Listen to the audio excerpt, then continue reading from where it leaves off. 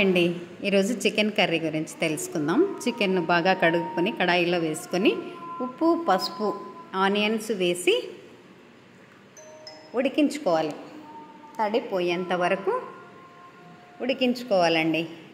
ఇలా ఉడికించుకున్న చికెన్ను పక్కన పెట్టుకొని మరలా స్టవ్ వెలిగించి కడాయి పెట్టుకొని నూనె సరిపోయినంత నూనె వేసుకొని ఫస్ట్ కొంచెం ఆనియన్స్ వేసుకోవాలి.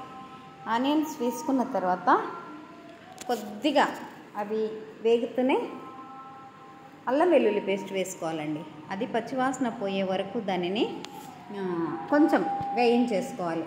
అలా వేయించుకున్న తర్వాత అందులోకి కారం పొడి ధనియా పొడి వేసుకొని వాటిని కూడా కలుపుకోవాలి. అవి కూడా నూనెలో కొంచెం వేగాలి.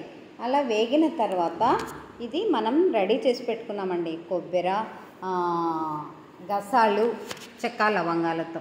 తర్వాత కడాయిలో ఆనియన్స్ టమోటా వేసుకొని వేయించుకోవాలి.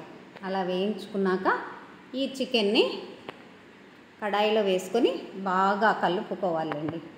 బాగా కలుపుకొని కాసేపు ఉడకనివ్వాలి. అలా ఉడికిన తర్వాత కొత్తిమీర వేసుకోవాలి. ఆ కొత్తిమీర వేసుకున్నాక కూడా మరలా ఒకసారి అంతా కలియబెట్టాలండి.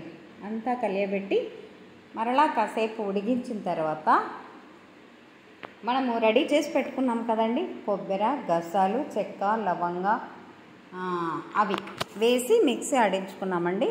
ఆ మిక్సీ ఆడించుకున్న దాన్ని ఈ చికెన్ కర్రీలోకి వేసి మరలా కలిపి కాసేపు ఉడికించాలండి. ఈ మసాలా అంతా కూడా బాగా ఉడికిపోవాలి, చికెన్కు పట్టాలి. ఇలా అవుతూనే 2 నిమిషాలకి స్టవ్ ఆఫ్ చేసుకోవాలండి. ఇది ఈజీ చికెన్ కర్రీ.